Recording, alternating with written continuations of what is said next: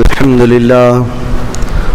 لله الحنان المنان الذي خلق الإنسان وعلمه البيان، والصلاة والسلام على رسوله سيد الإنس والجان وعلى آله وأصحابه ذوي الخير والإحسان، أما بعد فأعوذ بالله من الشيطان الرجيم. بسم الله الرحمن الرحيم. سيعلم الذين ظلموا أي منقلب ينقلبون. وقال الله تعالى: وما الله بغافل عما يعمل الظالمون.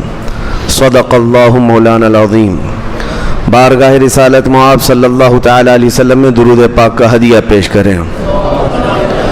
اللہم صلی علی سیدنا محمد معدن الجود والکرم وآلہ واصحابہ الکرام وابنہ الکریم وبارک وسلم صلاة دائمة سرمدا ابدا. عزیزان گرامی وقار، محرم الحرام اسلامی سال کا پہلا مہینہ، اور آپ تمامی حضرات جانتے ہیں اس سال کی ابتدا ہو کہ ہر سال اسلامی مہینے کی ابتدا ہوتے ہی محرم الحرام کے خاندان نبوت کے شہزادگان کی قربانیوں کو یاد دلایا جاتا ہے. اہل بیت اطہار کے نونہالوں کی قربانیاں یاد دلائی جاتی ہیں. اور جب سال ختم ہونے کو آتا ہے ذی الحجہ کا مہینہ، اس وقت بھی دو نبیوں کا ثبات و استقامت اور اسماعیل علیہ السلام کی قربانی یاد دلائی جاتی ہے. ہمارے سال کی ابتدا بھی قربانی سے ہے اور اس کی انتہا ختم بھی قربانی پر ہے. ایک خاص وجہ یہ ہے کہ اسلام کے اندر قربانیاں ہیں.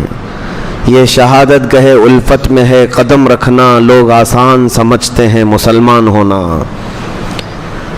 ہمیشہ سے ایک بات یاد رکھیں، دین اسلام ہم تک جو پہنچا ہے اس میں بڑے بڑے اکابرین، اسلاف، اولیاء کاملین کی بڑی قربانیاں ہیں. اس دین کو ہمارے گھروں تک پہنچانے کے لیے ہمارے اکابرین نے کوڑے بھی کھائے ہیں، پھانسیوں پر بھی لٹک گئے اور سالوں تک جیلوں میں قید بھی رہے. سب ہو جانے کے باوجود انہوں نے دین اسلام پر کوئی آنچ آنے نہیں دی. ہم تو کربلا کی داستان سناتے سناتے تھک جاتے ہیں، ختم ہو جاتی ہے، اور اس کے بعد جو قربانیاں ہیں دین اسلام میں وہ اور بھی ہیں.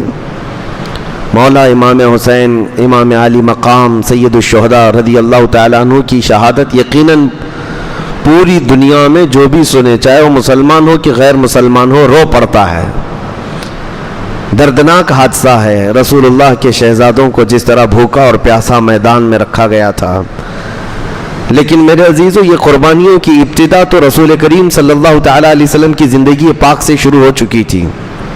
جب آپ نے مکہ مکرمہ میں اعلان نبوت فرمایا، کون سی مشقت نہیں اٹھائی رسول محترم صلی اللہ علیہ وسلم نے. 3 سال تک مکہ والوں نے سوشل بائیکاٹ کر کے رکھا تھا. کوئی کھانا پانی جانے نہیں دیا جاتا تھا آپ کے شعب میں، آپ کی وہ گھاٹی میں جہاں حضور صلی اللہ علیہ وسلم اپنے خاندان کے ساتھ تھے. ان 3 سالوں میں پتے کھائے، چمڑے ابال کر کے کھائے. یہ قربانیوں کی ابتدا تو زمانے نبوی سے شروع ہو چکی تھی. اور یہ بھی تو قربانی ہے کہ جب آپ حرم میں جائیں تو آپ کی پیٹھ پر اوجھڑی ڈال دی جائے. اور عقبہ بن ابی معیط ایک شخص ایسا ہے جس نے رسول اللہ صلی اللہ علیہ وسلم کے گلے میں رومال ڈال کر کے گھمایا تھا اور کھینچا تھا، جس کی وجہ سے حضور کے گلے میں سوجن آ گئی تھی. یہ سب قربانیاں ہی تو ہیں. اور مکہ مکرمہ میں عمار بن یاسر اور ان کے والد گرامی کو آگ میں جلایا جاتا تھا. بلال حبشی کو، خباب ابن الارت کو، خبیب ابن عدی کو، زید بن دسنہ کو، یہ وہ صحابہ ہیں جن کو مکہ والوں نے تڑپایا ہے. صرف تڑپایا نہیں، ان کے ایک ایک عضو کو کاٹا ہے. انگلیاں کاٹی ہیں، ناخنوں کو کھینچا ہے، کان کاٹے ہیں، ناک کاٹے ہیں. قربانیوں کی ابتدا تو زمانے نبوی میں ہو چکی تھی. اور مرد تو مرد ہے، عورتوں نے بھی قربانیاں دی ہیں. سیدہ بی بی سمیہ، جن کو ابو جہل نے گھوڑے کے پیروں سے باندھ کر کے دوڑایا تھا، اور پھر گھوڑا دوڑتے ہوئے آیا تو ان کی شرمگاہ پر تیر مار کر انہیں شہید کیا گیا تھا. یہ پہلی شہیدہ ہیں اسلام میں. عورتوں نے بھی قربانیاں دی ہیں، بچوں نے بھی دی ہیں۔ آج یہ ایک میسج ہے آپ تک کہ اللہ تبارک و تعالیٰ نے کتنے سکون کی زندگی آپ کو دی، ہمیں دی ہے۔ اس دور میں ایک اذان دینے کے لیے نہ ہمیں کوئی دقت ہے، نماز پڑھنے کے لیے ہمیں کوئی تلوار لے کر نہیں کھڑا ہے کہ اگر سجدے میں جاؤ گے تو سر کاٹ دوں گا، کوئی ایسی مصیبت نہیں ہے۔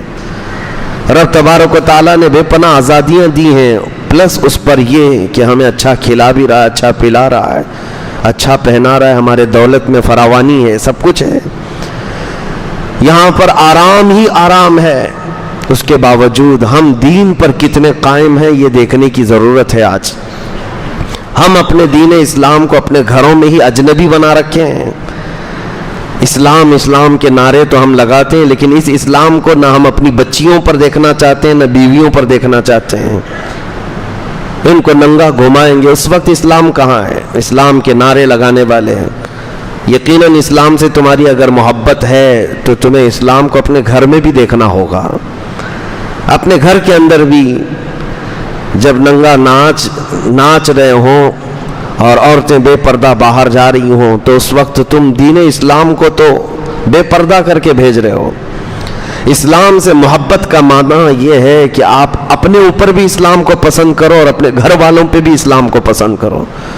یہ نہیں ہے کہ اسلام کو ہم نے اپنے گھروں میں اجنبی بنا رکھا ہے، دوسرا آئے۔ حیرت کی بات ہے، اسلام تو ہمیں مسجدوں میں تو نظر آ جاتا ہے، جمعہ میں اگر آ گئے سب کے سب سجدہ ریز ہیں، لیکن یہی اسلام شادیوں کے محلوں میں کیوں نہیں نظر آتا؟ جب شادیاں ہوتی ہیں مسلمانوں کی، بڑے امیروں کی، تو وہاں اسلام کیوں نہیں نظر آتا؟ میرے عزیزو، کہیں تو ہم ناانصافی کر رہے ہیں، ہم اپنے ہاتھوں اپنے دین کو تباہ کرنے کی کوشش کرتے ہیں، انجانے میں ہی صحیح، لیکن یہ ایک بہت بڑا ایسا عمل ہے جس کا خمیازہ ہماری نسلوں کو بھگتنا پڑے گا۔ آپ کو میں مثال بتا دوں، صدیق اکبر رضی اللہ تعالیٰ عنہ دسترخوان پر بیٹھے، اسلام کو کیسے گھر میں پسند کرتے تھے۔ اسلام تو اسلام ہے۔ بیٹے نے ایک مرتبہ اتنا کہا کہ یہ لوکی کی سبزی جو بنی ہوئی ہے یہ مجھے اچھی نہیں لگتی ہے۔ صدیق اکبر رضی اللہ تعالیٰ عنہ نے تلوار نکال لی اور کہا اٹھ جا میرے دسترخوان سے، دسترخوان سے اٹھ جا۔ کہا ابا جان میں نے تو صرف سبزی کے بارے میں کہا اس سبزی کے بارے میں ہرگز نہ کہنا، اس لیے کہ میرے رسول کو پسند تھی، میرے نبی پاک صلی اللہ تعالیٰ علیہ وسلم کی پسندیدہ سبزی ہے، اور اگر تجھ کو یہ نہیں پسند ہے تو میں ایسا بیٹا نہیں برداشت کر سکتا جس کو رسول اللہ کی پسند نہ پسند ہو۔ یہ اسلام اپنے گھروں میں بھی دیکھنا وہ چاہتے تھے۔ وہ تو سنت مصطفیٰ، حالانکہ سبزی کے متعلق اختیار ہے، آپ کو جو کھانا ہے کھائیں، فرض واجب یا حرام ناجائز تو نہیں ہے، لیکن صدیق اکبر رضی اللہ تعالیٰ عنہ کا ایمان بہت بلند تھا۔ عزیزان گرامی وقار، جب ہم یہ انقلاب اپنے گھروں میں بھی لائیں گے، ان قربانیوں کو دینا پڑے گا، تو انشاءاللہ العزیز وہ دن دور نہیں کہ بہاریں ہمارے گھروں سے نکلیں گی انشاءاللہ۔ میں چند باتیں آپ کے سامنے رکھتا ہوں کہ قربانیوں کی ابتدا زمانہ نبوی سے ہوئی، اور پھر وہ ہجرت بھی حضور صلی اللہ علیہ وسلم کی بڑی قربانی تو ہے، اپنا وطن چھوڑنا اور دوسرے شہر جا کر آباد ہونا، پھر پورے ساتھیوں کا ساتھ چلنا، ایک بہت بڑی قربانی ہے۔ جب شہر مکہ چھوٹ گیا اور اپنے مدینے میں آباد ہوئے تو کیا یہ قربانی نہیں ہے؟ اپنا وطن اصلی چھوڑنا، پھر وہاں جانے کے بعد مسلسل جنگیں اور لوگوں کا مقابلہ، 10 سال تک تقریباً 17 جنگیں، سال بھر کا بھی موقع نہیں ملتا تھا سانس لینے کا۔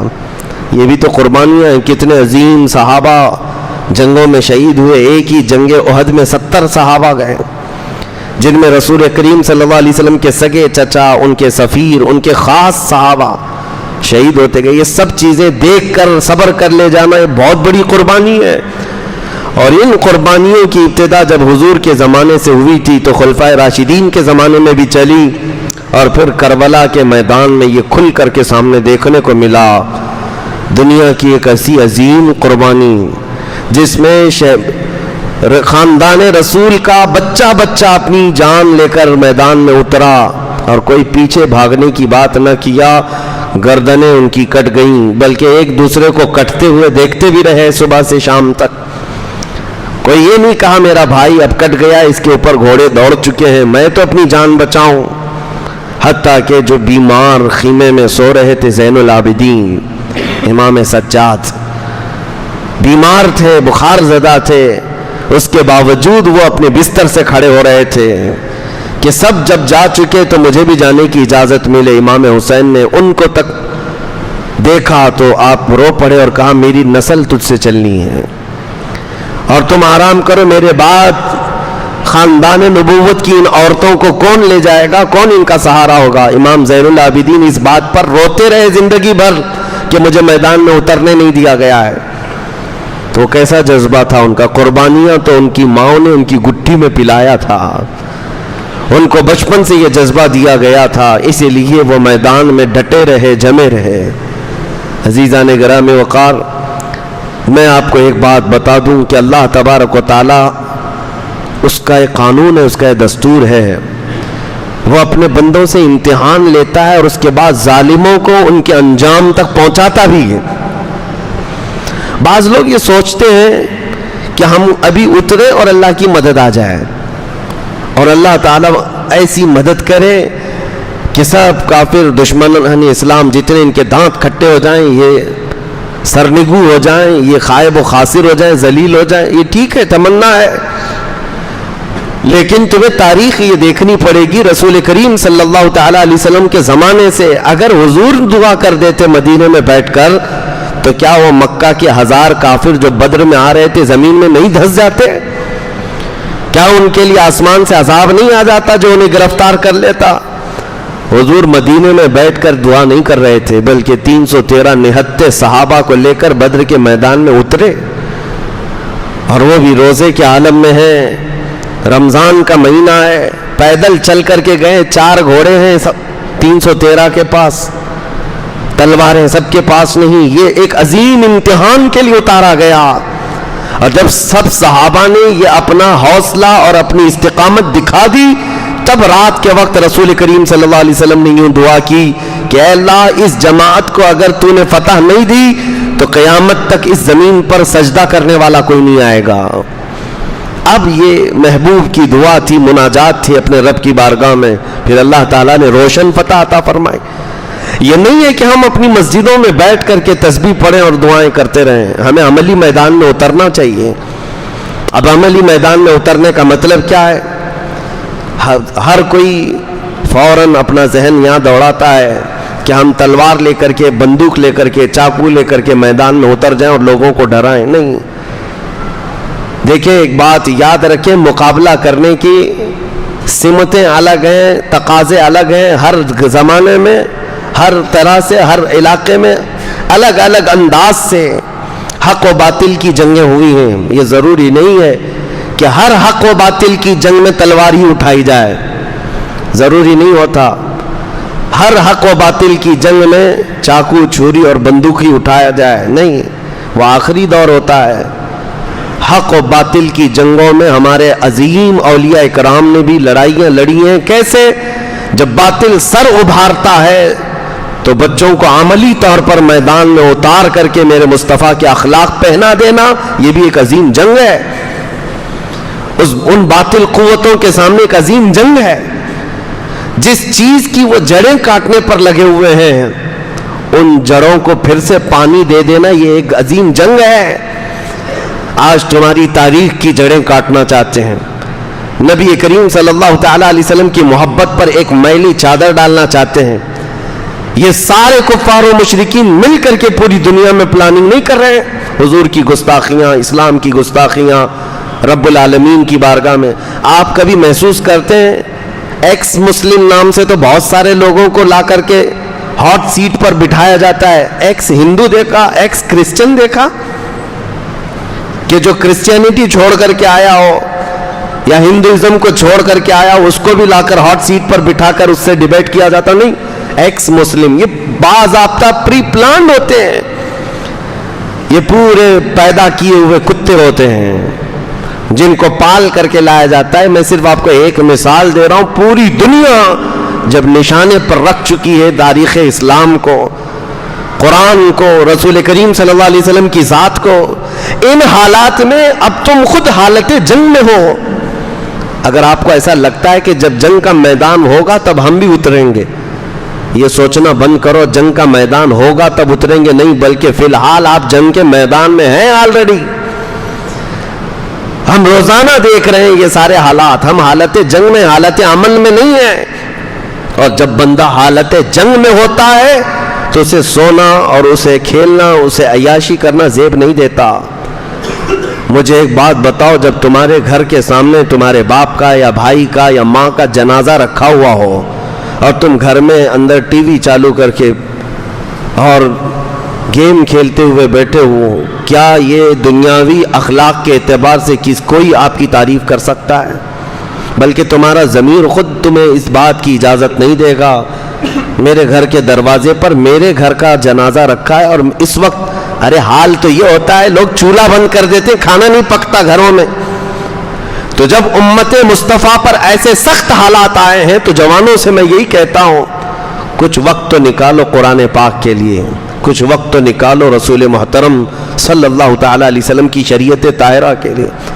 آج اگر تم نہیں اٹھے اور تم نے اپنے عملی میدان میں کوششیں نہیں کی تو پھر بات یہی ہے کہ امت اس وقت ان حالات سے گزر رہی تھی کہ روزانہ ملک شام, فلسطین, یمن, عراق, ہر جگہ سے بچوں کی چیخیں آتی رہیں اور ہم تو موج مستی میں رہے.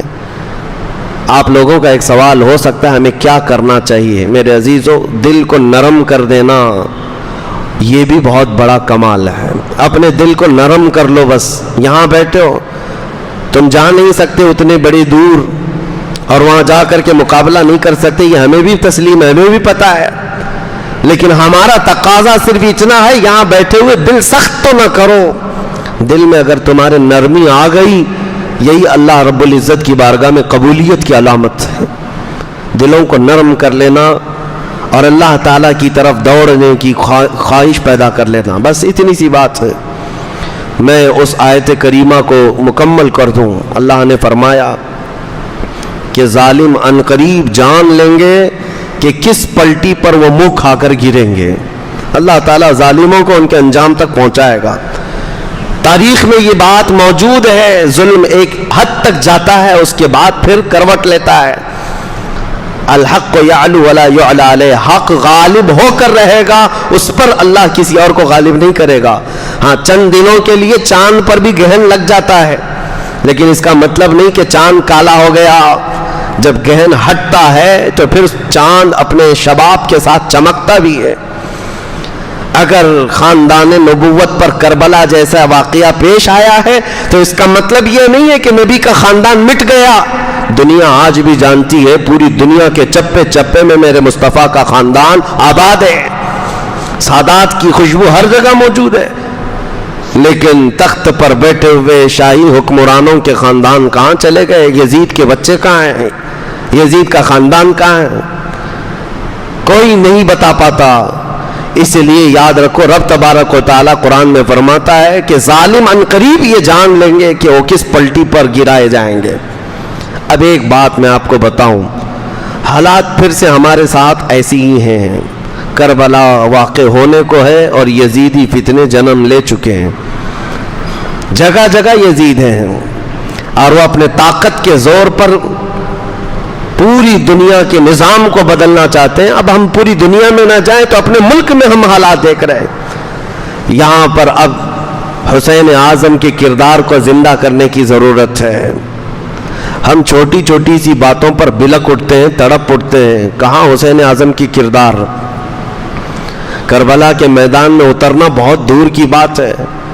ہم چھوٹا سا کسی کا تانا دیا ہوا برداشت نہیں کر پاتے. ہم چھوٹی لڑائیوں میں آپے سے باہر ہو جاتے ہیں, آسمان سر پر اٹھا لیتے ہیں. امام حسین سید الشہداء کی بات میں بتاتا ہوں. سیدنا غوث گوالیاری رحمۃ اللہ علیہ ایک بڑے بزرگ گزرے ہیں, اللہ کے ولی ہیں, بڑے صبر والے تھے. ان کی ایک مثال میں آپ کے سامنے رکھتا ہوں. وہ ایک بار راستے سے جا رہے تھے, ڈاکو کچھ راستے پر پریشان کر رہے تھے. کبھی ان کا جبہ کھینچا, کبھی ان کا امامہ کھینچا. تو ان کے مرید ساتھ میں تھے اور ان کے ساتھ ان کی ایک نواسی تھی، چھوٹی سی 8 سال کی یا 7 سال کی بچی تھی، اس کو ساتھ میں لے کر چل رہے تھے۔ تو یہ جو گنڈے تھے، موالی تھے، وہ کبھی آپ کا جبہ کھینچے، کبھی امامہ کھینچے، تو ان کے مرید کہتے حضور آپ کی شان اتنی بلند، ان ظالموں کو دیکھیں کیسی شرارت کر رہے ہیں، ان کو کچھ انجام تک پہنچائیں۔ سیدنا غوث گوالیاری نے کہا ہم اہل سلوک ہیں، اللہ کی طرف چلنے والے، ہم جلال کا اظہار نہیں کرتے، ہم صبر کرتے ہیں، ہم صبر کرتے ہیں۔ آگے چلنے کے بعد کچھ اور بدماشوں نے ان پر دھول پھینکا، مٹی پھینکی، آپ نے کپڑے جھاڑ لیے اور کہا ہم اہل سلوک ہیں، صبر کرتے ہیں، جواب نہیں دیتے، ان دیے ہوئے مظالم کے ہم جلدی جواب نہیں دیتے۔ مرید بار بار کہتا تھا حضور ان کو ہلاکت کی دعا کر دیں، کہا نہیں، اہل اللہ، اللہ والے بد دعا نہیں کریں گے، صبر کرتے ہیں۔ آگے چلنے کے بعد ایک ڈاکو نے ان کی چھوٹی سی جو نواسی تھی اس کے کان میں جو بالیاں تھیں انگلی ڈال کر کے یوں کھینچا کہ بچی کا کان پھٹ گیا، بچی کا کان پھٹ گیا۔ سیدنا غوث گوالیاری نے دیکھا بچی کا خون، بچی کا کان لہو لہان ہے، صرف آپ نے انگلی سے یوں اشارہ کیا، اے رب العالمین اس کو تباہ فرما۔ وہ جو گنڈا موالی تھا جس نے انگلی ڈال کر کان پھاڑا تھا، ہوا میں اڑا اور واپس ایسے پتھر پر پٹک دیا گیا کہ سر پھٹ گیا، جگہ پر مر گیا۔ اب یہ واقعہ میں یہاں بیچ میں کیوں کہہ رہا ہوں، اس کا کیا ریلیشن ہے؟ مرید صادق ساتھ میں تھے، کہا حضور آپ تو کہہ رہے تھے آپ اہل اللہ ہیں، آپ مظالم کا جواب نہیں دیتے، بچی کے کان پھٹ جاتے ہی آپ نے تو اس کو ہلاک کر دیا۔ سیدنا غوث گوالیاری نے تاریخی جملہ کہا، میاں یہ ہم سب کیا قیامت تک آنے والے اپنے اوپر آنے والے مظالم کو تو دیکھ سکتے ہیں، بچوں کی تکلیف کو گوارا کر لینا صرف امام حسین کا کام ہے، صرف سب اس صبر کے درجے پر وہ صرف کربلا کی داستان میں ہے، باقی کوئی نہیں برداشت کرتا۔ یہ حقیقت ہے میرے عزیزوں۔ اولیاء اکرام کی بھی فہرست دیکھ لیں، ان پر جو ظلم ہوئے ہیں سب برداشت کیے گئے، لیکن سامنے اگر کسی باپ کے بچے کو تڑپایا جائے یہ گوارا نہیں ہوتا۔ آج بھی ہماری کیفیت یہ ہے، ہم بخار کو سہ لیں گے، ہم بیماریوں کو سہ لیں گے، لیکن بچہ اگر تھوڑی دیر سردی میں بھی آ جائے ہمارا دل گوارا نہیں کرتا، ہم اسے سینے سے لگائیں، کبھی ادھر بھاگیں کبھی ادھر بھاگیں، ڈاکٹروں کے چکر لگائیں، بچوں کی تکلیف باپ نہیں دیکھ پاتا۔ اب اس بات کو سن کر کے پھر اندازہ لگاؤ کربلا کے میدان میں اس حسین کا کلیجہ کتنا بڑا تھا، جنہوں نے اپنے جوان بیٹے علی اکبر کی لاش اپنے کندھے پر اٹھا کر لائے، اور وہ بھی ٹکڑے ہو چکی لاش، جس کے ٹکڑے ہو چکے تھے، اور اپنے سگے بھتیجے امام قاسم کی لاش جس پر گھوڑے دوڑ چکے ہیں، اور پھر اس پر طرفہ یہ کہ 6 ماہ کے چھوٹے بچے کو جب ان کے ہاتھ میں موجود پانی کی طلب لے کر آنے پر گلے پر تیر چلا دیا جائے، بچہ جب ہاتھوں میں خون میں لت پت ہو، اس منظر کو دیکھ کر دنیا کی کون سی ہستی ہے جو برداشت کر پائے؟ اپنے سگے بھائی کو کٹتے ہوئے ہاتھ دیکھا، عباس علمبردار کو، اور اس کے بعد ان کے سینے پر نیزہ مار کر جب یزیدیوں نے شہید کیا، تب تک میں نے دیکھا ہے تاریخ میں امام حسین نے صرف اتنی بات کہی، جن کی عمر 60 سال کے قریب ہو چکی ہے، 60 سال کی عمر کے قریب رب العالمین کی بارگاہ میں صرف اتنا کہا، الآن انکسر ظہری، اے اللہ میری ریڑھ کی ہڈی ٹوٹ گئی، تیرے علاوہ کس سے شکایت کروں، تیرے علاوہ کس سے میں شکایت کروں۔ عزیزان گرامی وقار، اس پورے میدان کربلا میں ایک اہم میسج یہی ہے کہ ہم اپنی چھوٹی چیزوں کو جب برداشت نہیں کر پاتے تو بڑی چیزوں کا مقابلہ کیا کر سکیں گے۔ برداشت کی طاقت بھی بڑھانا بہت ضروری ہے۔ اولیاء اکرام کی سیرت میں اگر دیکھیں گے آپ، تصوف میں ایک باب ہے، وہ خلافت اس وقت تک دیتے نہیں تھے جب تک مرید کو پیاس برداشت کرنے کی طاقت نہ آ جائے، بھوک برداشت کرنے کی طاقت نہ آ جائے، اور لوگوں کے مظالم سہنے کی طاقت نہ آ جائے، تب تک ماررہ متحرہ میں تو باضابطہ اس پر تربیت دی جاتی تھی۔ خاص طور پر مچھلی کھلا کر رات میں یوں ہی دروازہ بند کر کے سلا دیا جاتا، صبح تک وہ بندہ تڑپتا رہتا، پانی نہیں دیتے. اور اگر کوئی بہت زیادہ اتاولا ہو جاتا کہ پانی نہیں تو اس کو بھیج دیا جاتا، جا تو یہاں کی خلافت لینے کا اہل نہیں ہے. برداشت کی طاقت پیدا کرنا مسلمان کے لیے بہت ضروری ہے. اور یہی کربلا کے میدان میں ہمیں ایک بہت بڑا عظیم پیغام ملا ہے. مرد تو مرد ہے. ایک دانشور نے بہت اچھی بات لکھی ہے، کربلا میں موتیں تو ہوئیں، حسین اعظم کی موت، شہادت، علی اکبر کی شہادت، امام قاسم کی شہادت، سب کی ایک بار ہوئی، لیکن اس میدان میں سب سے بڑا جگر رکھنے والی کوئی شخصیت ہے تو سیدہ زینب ہے، جو پورے میدان کو دیکھتی بھی رہی. ان کے بچے بھی سامنے شہید ہوئے، بھائی شہید ہوا ہے، بھتیجے بھانجے سب شہید ہوئے. اور اس کے بعد جو حالات ہوتے ہیں، سب کی موت کے بعد جب ان کو بندی بنا کر، قیدی بنا کر دمشق تک لے جایا جا رہا، زنجیر باندھ کر کے، رسول اللہ کی وہ شہزادی نے کتنا سہا ہوگا. یزید کے دربار میں پہنچنے کے بعد انہوں نے اپنے اندر جتنا تھا سب نکال دیا. آج 1400 سال ہو گئے سیدہ زینب کا دیا ہوا خطبہ جو دمشق کی جامع مسجد میں یا یزید کے دربار میں آج تک حرف بحرف سلامت ہے. لوگ آج اس کو پڑھتے ہیں تو رو پڑتے ہیں. سیدہ زینب نے جو خطبہ دیا تھا، ایک ہی جملہ اگر میں بتاؤں میرے عزیزو، سیدہ زینب نے کہا تھا، دنیا کی ہر ماں اپنے بیٹے پر روتی ہے اگر بیٹا انتقال ہو جائے، ہر بہن اپنے بھائی کی موت پر روتی ہے، ہر پھوپھی اپنے بھتیجے کی موت پر روتی ہے، لیکن زینب کے لیے یہ تلاش کرنا ہی مشکل ہے وہ روئے تو کس پر روئے، بھائی پر کہ بیٹے پر کہ بھتیجے پر کہ بھانجے پر، سب کی لاشیں ایک ساتھ ہیں. عزیزان گرامی وقار، کربلا کے اس میدان میں بہت عظیم پیغامات دنیا کو ملے ہیں. آپ سن ہی رہے ہیں اور ہر سال سنتے رہتے ہیں. اس کا خلاصہ صرف اتنا ہی ہے کہ اپنے دلوں کو جوان رکھو، بیدار رکھو، سہنے کی طاقت بھی، اور اس کے علاوہ ایک بات اور کہ ظلم زیادہ دیر تک نہیں چل سکتا، اللہ تعالیٰ کی مدد آ ہی جاتی ہے. آپ کو یہ نہیں کہا گیا کہ ظلم سہتے ہوئے تم خاموش رہ جاؤ، نہیں، مار برداشت کی جا سکتی ہے، پھانسی برداشت کی جا سکتی ہے، لیکن زبانی خاموش نہیں رہا جا سکتا. حق بات موت تک کہی جانی چاہیے. یہ پیغام ہے. اس کا کوئی الٹا میسج یہ نہ لے لے.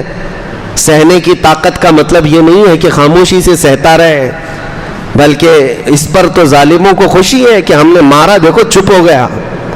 نہیں، سہنے کی طاقت کا مطلب یہ ہے کہ تم ظلم تو سہ لو، شکایت اس سے نہیں، بلکہ جس بات پر تمہیں ظلم دیا جا رہا ہے وہ اسلام کی حقانیت پر 1000 کوڑے لگ جائیں، لیکن تمہیں اس بات پر قائم رہنا ضروری ہے. آج جیسے موب لنچنگ کے حالات آ گئے، نوجوانوں کو باندھ کر کے مار کر کے ان سے کہا گیا کہ ان کا نام لو ان کا نام لو، یہ حالات سے ظلم تو ہو ہی گیا. ان بچوں نے سہ لیا، مرنا تو ویسے بھی تھا، لیکن کسی اور کا نام لے کر کے کیوں اللہ اکبر کہہ کر جائے تو اس پر عظیم شہادت کا ثواب بھی ہے، بلکہ ان شہیدوں کو مولا حسین کی پڑوسی ہونے کا شرف حاصل ہوگا.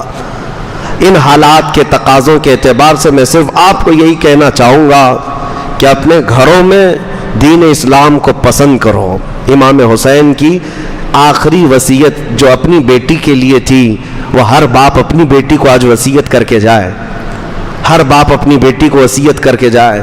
سیدہ سکینہ جو 9 سال کی تھی، اور امام حسین جب کربلا کے میدان میں آخری مرتبہ جا رہے تھے تو اپنی بیٹی کو یہ کہا تھا کہ بیٹی جو کچھ بھی ہو جائے، حالات جتنے بھی بدل جائیں، تم رسول اللہ کے خاندان سے ہو، اپنے پردے کی حفاظت کرنا، اپنے حجاب کی حفاظت کرنا.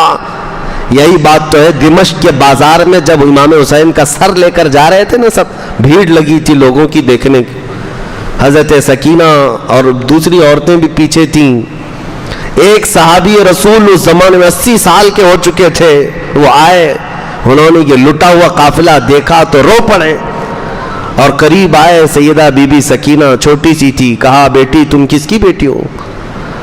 لڑکی نے کہا یہ جو سر جھا رہا ہے میں اسی کی بیٹی ہوں۔ وہ صحابی پھوٹ پھوٹ کر روئے، کہا اے بچی میں برسوں سے ملک شام میں ہوں، میں رسول اللہ کا صحابی ہوں، اس گردن کو چومتے ہوئے دیکھا ہے میں نے رسول اللہ کو، جس کو آج ان کی امت نیزے پر لے جا رہی ہے۔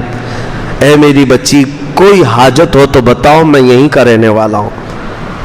اس بچی نے 9 سال کی عمر میں، جبکہ قافلہ لٹا ہوا جا رہا ہے، کہا کہ پہلی بات تو اس دیار غریب میں ہم سے کوئی پوچھنے والا تو آیا، اور اگر آپ پوچھتے ہیں ہماری کوئی حاجت ہے، یہ بھوکا قافلہ تھا، یہ پیاسا قافلہ تھا، تڑپ کر کہتی کہ کھانا پانی تو لے آؤ۔ کمال ہے، سیدہ سکینہ نے کہا بابا جان آپ اگر ہماری حاجت پوچھنے آئیں تو صرف اتنا کر دیں کہ یہ جو سر لے کر کے جا رہے ہیں ان کو تھوڑا آگے بڑھا دیں، ہمارے قافلے سے آگے بڑھا دیں۔ کہا بچی ایسا کیوں کہہ رہی ہو؟ کہا اس لیے کہ سر حسین کو دیکھنے کے لیے بہت سارے لوگوں کی بھیڑ آ رہی ہے، اور سر دیکھنے کے چکر میں ہمارے پردے کی حفاظت نہیں ہو رہی ہے، بابا کا سر آگے لے جاؤ۔ یہ ہے پیغام حسین، اپنے گھر میں اسلام کو پسند کرنا، اور ان کی شہزادیوں نے دنیا کو دکھایا ہے باپ کا سر لے جانے کے وقت بھی اگر انہوں نے کسی چیز کا خیال کیا ہے تو رسول اللہ کی شریعت کا خیال کیا ہے۔ یہاں ہمارے گھر میں نارمل بھی کسی کی موت ہو جائے تو عورتیں تو بے پردہ باہر نکل آئیں گے، نہ ان کے سروں کے دوپٹوں کا خیال ہے، یہ ماتھا پیٹنا سینٹنا پیٹنا ان کو تو کوئی ہوش و حواس نہیں رہتا، چاہے جیسی حالات آ جائیں۔ پیغام حسین یہی ہے، آخری کربلا کے میدان کا میسج اپنی بیٹی کے لیے یہی تھا کہ بیٹی حالات جتنے بھی بدل جائیں تم اپنے پردے کی حفاظت رکھنا، اپنے حجاب کی حفاظت کرنا۔ کیوں پیغام نہ دیتے حسین؟ اس لیے کہ اس گود میں پلا ہوا حسین ہے جو فاطمہ کا لاڈلا، جس کو کسی آنچل نے، جس کے آنچل نے آج تک نہ دیکھا مہر و ماہ نے، اعلیٰ حضرت نے فرمایا چاند و سورج نے جس کے آنچل کو نہ دیکھا ہو، اس ردائے عفت پہ لاکھوں سلام، سیدہ طیبہ ظاہرہ، اس جان احمد کی راحت پہ لاکھوں سلام۔ اس حسین اعظم کا پیغام کیوں نہیں ہوتا؟ ماں کو دیکھا تھا، ماں کی وصیت کو بھی سنا تھا کہ رات کے وقت جنازہ لے جائے، کوئی جنازے کو بھی دیکھنے نہ پائے۔ عزیزان گرامی وقار، یہ بات صرف اس لیے کہہ رہا ہوں کہ آج بدلو، اپنے گھروں میں اسلام پسند کرو، یہ نہیں کہ اسلام زندہ باد، اسلام زندہ باد ہم نعرے لگائیں اور اپنی بیوی پر بھی اسلام پسند نہیں، اپنی بیٹیوں پر اسلام پسند نہیں، اپنے گھر کی بچیوں پر اسلام پسند نہیں، ان کو ننگا گھمانا تمہیں شوق ہو، پھر کون سی اسلام زندہ باد کے نعرے ہیں؟ پہلے اپنے گھروں سے اس کی شروعات ہو۔ تو میں سمجھتا ہوں کربلا کا پیغام ہر گھر میں پہنچ گیا۔ رب العالمین کی بارگاہ میں دعا ہے مولا کریم کہنے سننے سے زیادہ عمل کی توفیق عطا فرمائے۔ قدیر و جبار خدا ہمارے گھروں میں حسین اعظم کی محبت میں پلنے والے جوان پیدا فرما، ہماری بچیوں کو سیدہ کائنات فاطمۃ الزہرا کی کنیزوں میں شامل فرما، قیامت کے دن اہل بیت نبوت اور رسول اللہ کے صحابہ کے ساتھ ہمارا حشر عطا فرما۔ وآخر دعوانا ان الحمد للہ رب العالمین۔